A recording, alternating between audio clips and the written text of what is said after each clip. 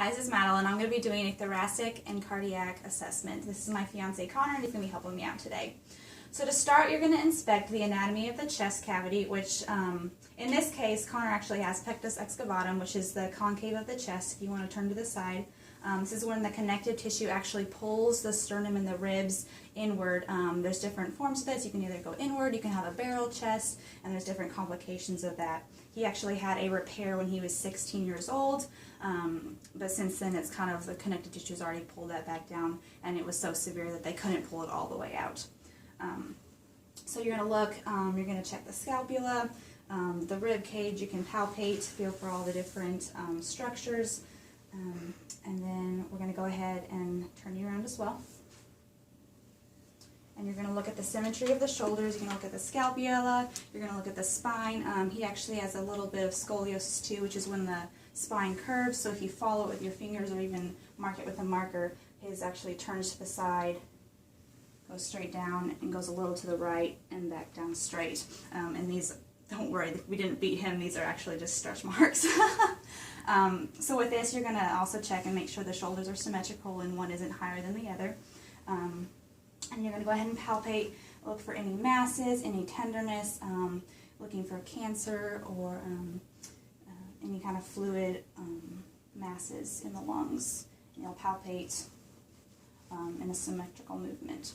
And then you're also going to check for what's called tactile firmitis, which is the vibrations of the chest. And so you're going to have your patient either say something like blue moon or 99, and you're going to place your hand on their chest and go ahead and say it for me.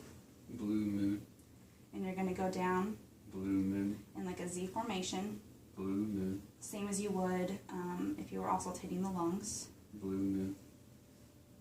Blue moon. And you're going to feel that vibration from their chest.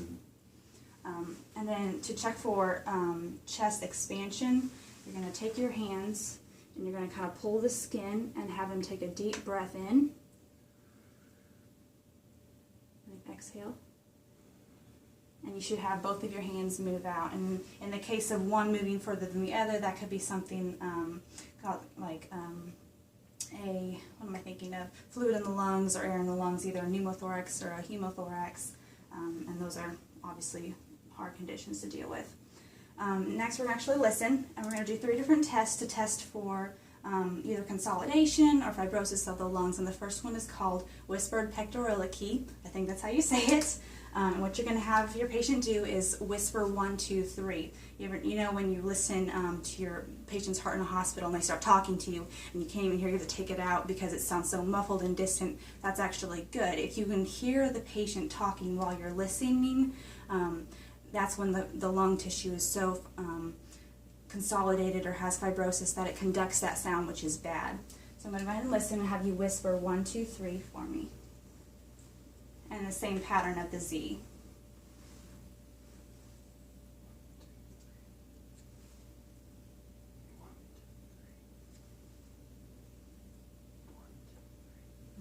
And continue all the way down. I'm not going to do it just for time purposes, but you should barely hear them whispering. And you're going to do the same thing, except this time they're going to again say either the 99 or the blue moon, and you're going to listen for that resonance, and you're going to listen for the distant and then muffled sound. Again, if it's clear, then you'd have then issues. So go ahead and say either 99 or blue moon for me. 99. 99. So I don't even know what he's saying. 99. 99. 99. 99. 99. 99. Okay. And the last one I'm going to do is called egophony, which is where they're going to say E, kind of like you're singing it. And normally when you listen, it should stay consistent of that E sound. If it turns into an ah sound, then you're dealing with, again, the fibrosis and the consolidation. So go ahead and hold out the E for me. E. E. E. E.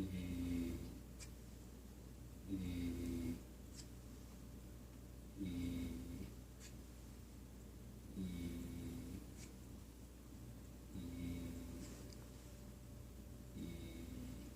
Okay, awesome. and it can stay consistent of the E sound throughout all of everything. There wasn't any change in the pitch or difference in the sound. Okay, I'll have you turn around again.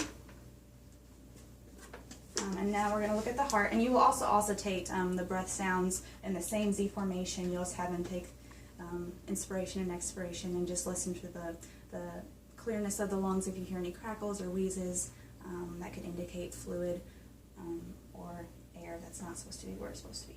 So I'm going to go into the heart, and you're going to listen to the 4 valves. So you're going to listen to the atrial, the pulmonary, tricuspid, and the mitral, which is just under. So you're going to listen for that, and you're going to listen to the heart sounds, listen for the S1, S2. You're going to listen for any murmurs or gallops, anything that sounds a little different than the normal heart sounds.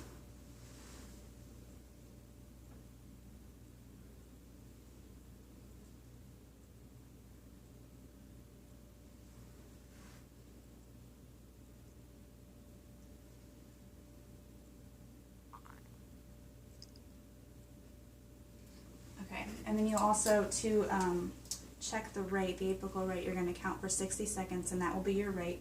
And the rhythm, he is in normal sinus rhythm, which actually, he also had a condition where he went into uncontrolled SVT, which is just when the heart rate goes over about 180 to 200, which we got that taken care of too. And the last thing you're going to do is you're going to palpate the carotid arteries and make sure it's not the jugular vein, it's actually the carotid, which is right next to the trachea.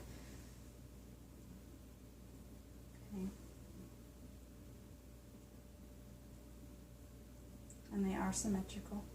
And then you're going to go ahead and actually listen to the carotid artery as well. I'm going to switch my bells.